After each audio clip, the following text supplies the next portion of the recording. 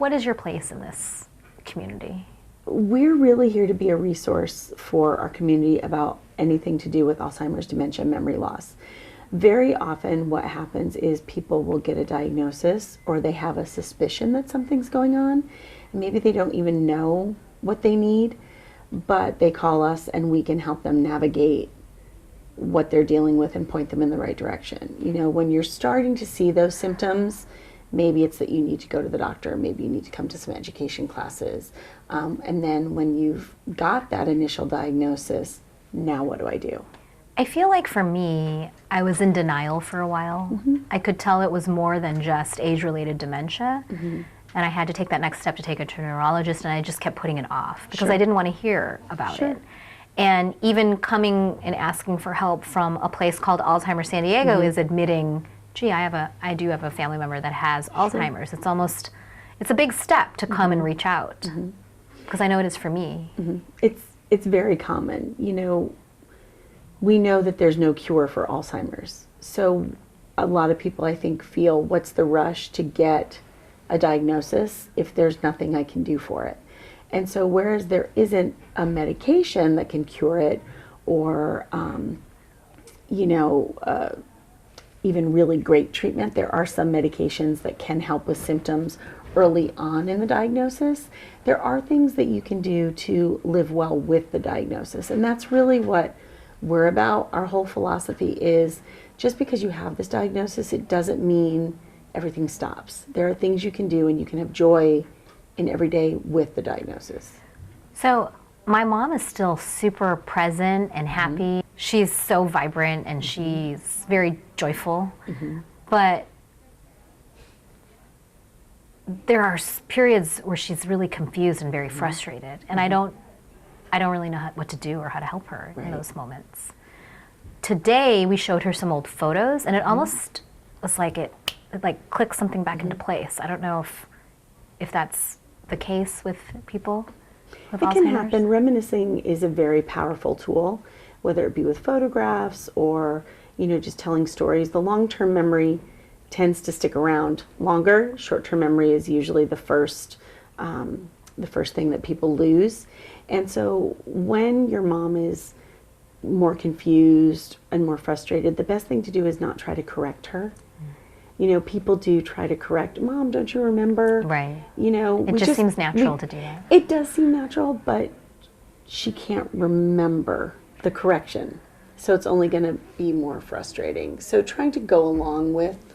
I guess I worry, because she does have periods of lucidity, that if she thinks we're in Michigan and I say, yeah, we're in Michigan, that if in 10 minutes she's not in a confused state, that she might say, well, why did you say we're in Michigan when we're in San Diego? Or do I not have to say we're in Michigan, but just kind of just redirect? Or yeah, I don't ever recommend, being intentionally deceitful or, but just sort of going along with, because maybe it's easy to say, yes, we're home. Okay. And where is home? Is home Michigan or is home San Diego? Right. Regardless of where somebody is in their disease, they want to be as independent as possible. And, when you're constantly being corrected and, no, that's not how we do it, that just takes away that independence. It's hard because it is just natural instinct to say, Mom, don't you remember? I just told you that. But it's not good for them. No. And, if you're a mom and your job is to teach your kids things, right? So let's say they're helping you with the laundry and they're not doing it the way you want to. Right. Your job is to show them the right way. But if it's your mom and that gives her a feeling of independence, does it really matter if the shirt's not folded the way you want it folded? Right. If it gives her that feeling of independence. So part of it's really about, it's a skill. You have to see where she is in that moment and you have to adapt to her because she's not going to be able to adapt to you.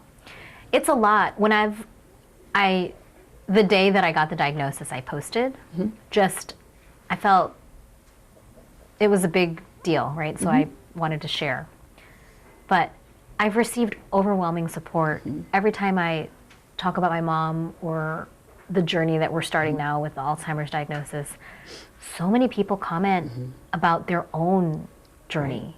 And I feel as the population gets older, there are more people it seems like everybody knows someone who has been touched by this. Absolutely. I mean, it's everywhere. I personally have lost 2 family members to Alzheimer's disease, and I think it's great that you posted when you got the diagnosis, because it's still one of those things that people don't want to talk about. There's still some embarrassment and fear. The support is really comforting, though, because you know you're not alone. Right, absolutely. And the number one thing we hear from people is, once they do get connected to us or connected to, a support community, is that they wish they'd reached out sooner. Wow. Because you're doing this all alone, but you don't have to be, because there are so many people going through it. When I started here, I found out that we have a special men's support group. And that's really interesting, because just in general, men don't reach out for support groups. Right. And then when I saw the size of it, we have over 20 gentlemen that come to a support group every other week and talk about caring for their wives, and get really, down into the heart of what that's like. And especially for the generation that we're seeing in there, that's unusual. But they are loyal to each other, and they've become a little family. What type of resources could you offer to someone like me, who's just starting the journey but needing a little support with allowing my mom to share the stories over and over and over that we've all heard time and time again? Right. So I think, like I said earlier, telling her, gee, Mom, we've heard that before, isn't going to get you anywhere, because she can't remember she's told you the story. So if you can be patient, patience is a skill, and it's not always easy. But the best thing for anybody to do is really call in and speak with one of our social workers. They're going to be able to give you that personalized counseling of what you should do for your specific situation. And we have a staff of social workers here to take calls for anybody and help them through their process. What do you provide in terms of support with volunteers? We have a wonderful volunteer respite program. So we recruit and train volunteers to provide respite care in people's homes. So we could find someone in your area who could come and spend time with your mom each week. And it gives her her own friend, something to look forward to, gives you a little break, because you know she's getting that outside enrichment from someone else. Right. And it's a great program. That's huge. That's like, you telling me this is like a gift, really, that is priceless. Yeah. And the thing to remember for you is, you don't have to spend 8 hours with your mom to give her that spark and that joy. Even if it's just a few minutes, it's really about the time you're spending together in the moment, not about the quantity of time. Because as somebody progresses in their disease, they're not going to be able to really differentiate whether you were there 30 minutes or 3 hours. It might get to the point that once you leave the room, they don't remember you were there at all. So it really has to focus about in the moment, the time that you're together. She does make us focus on the moment, because that's where she's present. She'll ask us, if we take her on a vacation, she will ask time and time again where we are, and it gets a little bit, it's like, don't you remember? We just told you. Yeah. But she's also brought beautiful, warm moments. We took her to Mount Rushmore, and she said, I remember learning about this in junior high, and never in a million years did I ever think I would actually come to the United States and see it in person. Right. And in that moment of her joy, all the other parts of the vacation that were frustrating to me, it made it worth it. Right. And that's a great memory for you now, And the kids. And I think it does teach them, too, about patience. But it's easy to get frustrated, and then you feel really bad about yourself. Sure. But you can't, because we're all human, and we all get frustrated with our families, our spouse, our kids, our parents. That's normal. You just have to let it go. So my mom's in the very early stages. What would you tell someone like me, anyone else out there who's just received the diagnosis? Is the journey's different for everyone. The journey's different for everyone, and the way the disease progresses is different for everyone. So I recommend in that early stage, get as much information about resources and what's available as you can, because very often when things change, they might change quickly. Okay. And you don't want to be looking for that information under that stress. I see. I've even known people that with a very early diagnosis will themselves go and tour care communities because they're thinking, gee, if I ever have to move someplace, I want to have a part in where I'm going to go. And that's wonderful if somebody can do it. One thing I've been trying to understand is when people say to me, oh, my mom died of Alzheimer's, or my dad died of Alzheimer's. And it's hard for me to understand how you die from the disease, since it seems to be just a memory. Sure, but it's not just memory. It's a brain disease, and it's a degenerative brain disease. So it's not just about memory, it's also about muscle memory. And so at some point, your body forgets everything. You know, you might forget how to breathe. People forget what the feeling is to be hungry, and maybe they don't want to eat. So those are much more obviously medical questions. But yeah, it used to be a myth that people thought they didn't die of Alzheimer's, but people do. And I think knowing that and not treating it as a taboo subject is just one more reminder that I shouldn't be frustrated or that I should enjoy. Someone said to me, well, you should be happy that she's asking you a million questions, because one day she may not be able to ask you any questions. Right. But I think in our support and discussion groups, it's very real about, this is what I'm dealing with, and this is the level of frustration I have today. And, you know, somebody else can say, I have that same level of frustration. You know, I mean, sure, that's a nice thing for somebody to say, enjoy the questions. But in the moment, you're thinking, but I'm just really frustrated with answering the same question again and again. So, and I think it's beautiful that you're allowing me and other people to feel frustrated and not feel badly about ourselves. Like, I should be a better daughter. I shouldn't feel so frustrated. I shouldn't have a short temper, because we're all human, right? But it is, you do feel bad sometimes when, you know, it's like, look at your poor little old mom. How dare you be short with her? But that's life, you know. Unfortunately, we're short with our kids sometimes, and our spouse and everything. You know, everything's not Instagram perfect, right? And it's okay. It's a real world, right? Because that's just how it happens. And I'm sure if your mom could, she would understand. You know, she would let you know she understands your frustration. Well, she says, I hate to be your burden, and I hate if I'm sorry if I'm doing anything that frustrates you. I really just can't remember. Right. And I'm sure you don't consider her burden at all. No. She's been beautiful. Yeah. So any other advice that you could give? Like, what's the next? Would you prepare me, or what would you say to me as we head down this path?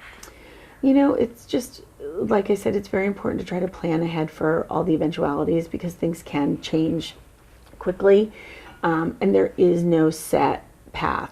You know, you might talk to your best friend whose mother had this diagnosis, and it could be very different. So everyone is so different, but maintaining a good relationship with a physician and a neurologist, keeping regular appointments, even if it doesn't look like anything's changed, it's really important to have that regular checkups and regular eye on something.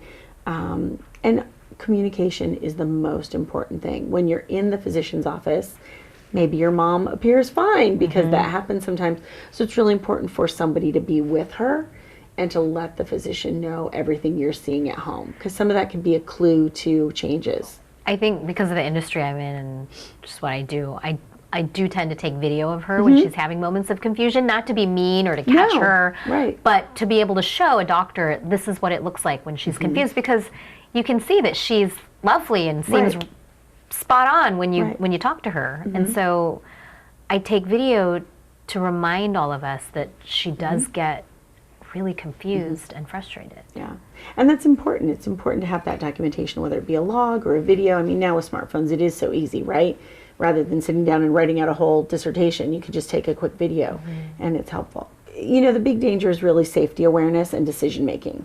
You know, this is where you hear those horror stories about somebody turning on the stove and not remembering to turn it off, or going out for a walk and not making it back. So it really is that safety that becomes an issue, and that becomes your number one job, to protect her safety. And I know some of the GPS watches have settings that if somebody goes outside of their normal neighborhood, it'll alert you. I think those are a great thing, because somebody's great in their routine until they're not. And you want to know about that the first time it happens. As a caregiver, your number one job is to keep her safe. That's your number one job. And so it's important to remember that sometimes what keeps us safe doesn't always make us happy. So sometimes you might be having to do things that might not make her happy, but it's your job to keep her safe. I haven't experienced it yet, but I have heard about drastic personality changes with an Alzheimer's diagnosis. Yes, it happens pretty frequently that people will have a personality change. Sometimes you see the person who's been kind and sweet their entire life and all of a sudden they're not, and maybe you hear new language from your sweet mom that you never heard before. And interestingly enough, we've seen the opposite where, I've dealt with someone before whose mom was very cold and not a warm, nurturing person, and then in her dementia wanted to be a huggy, loving mom. And the daughter was saying, I don't know how to react to this person. My mom never hugged me before in my life. What do I do? We're the ones who have to adapt because the person with dementia can't. But it's hard. And also balance becomes an issue. So people with dementia are more likely to fall. So you have to be really careful about that. And, safety things in the home become more important. To put up grab bars near the shower in the bathroom, throw rugs as much as possible if they don't have a sticky backing, that kind of thing. So you just really want to be looking around for all those safety issues. Vision becomes an issue, and depth perception is an issue for people with Alzheimer's disease, not necessarily being able to judge. You might notice somebody trying to put a glass down and maybe they're going to set it down before they're over the table. Would you tell people to prepare for, it's wonderful she can live with us, but that she may not always be able to, and I shouldn't take that as a failure? No, it's not a failure at all. It's really, again, different for every family. I come from a very large Italian family, and the idea of moving somebody into a community was not what you would ever do, but we did it twice. And in both cases, it was the right choice. Very difficult, but the right choice. And we saw that the care was, there's people there 24 hours a day versus one person trying to do it and do everything else you're doing in your life too. Right. It's really, at the end of the day, it comes down to safety and dignity. Because I feel like I don't want to fail, and that if she's not in my home, that maybe that's a sign of failure, but it's not. But no, it's not.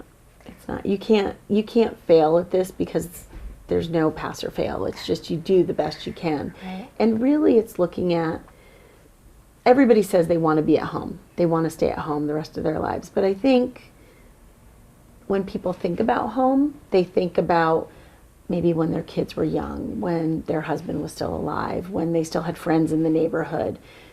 People don't envision their life as being alone in a house, without all those things. Your mom is lucky because she's with you and your husband and your children, but being in a community could offer her a wider social circle. Right. The other thing, if you just want to try it out to see how she would do in a group setting, is each Friday we have a social activities program here at our office.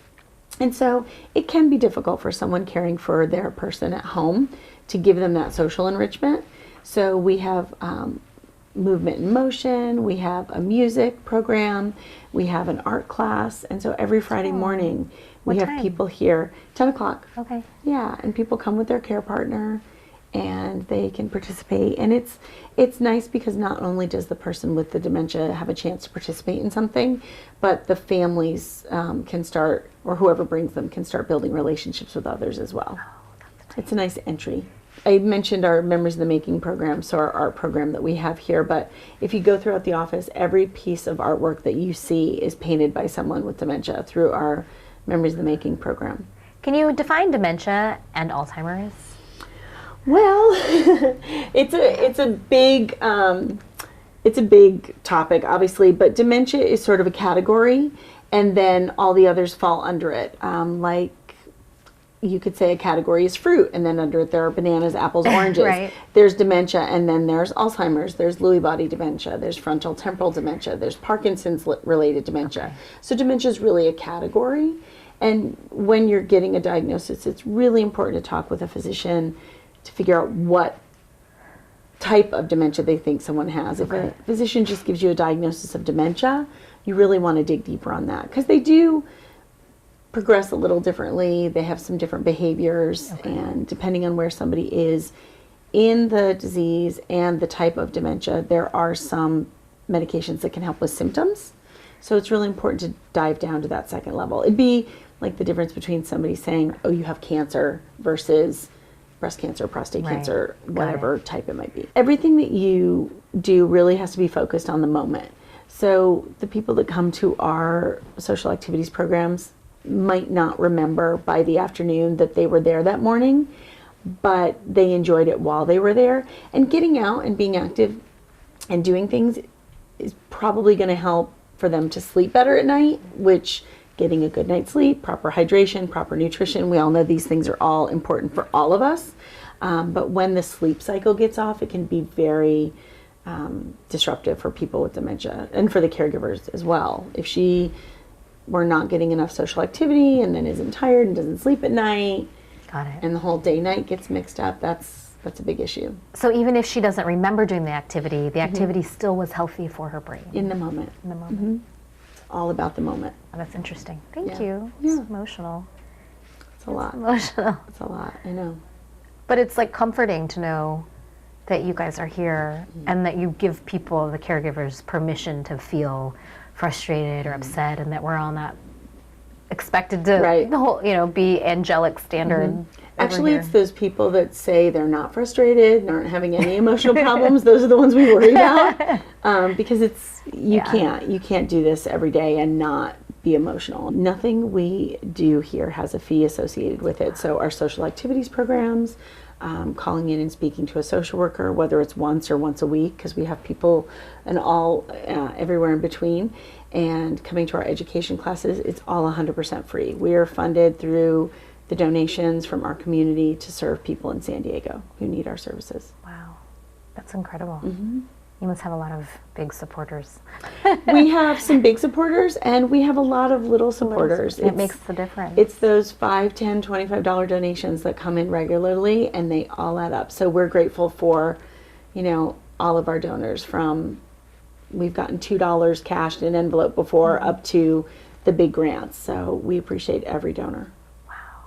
So right now, through the end of the year, we're actually lucky to have a match in place. So Darlene Shiley has donated $100,000 to Alzheimer's research to match every dollar that comes in for our general support. So every dollar that comes in up to $100,000 will be matched for $1 towards research. And we do have our C4C program, which is Collaboration for a Cure. And we work with the local research institutes to award grants to local scientists who are working in the field of Alzheimer's.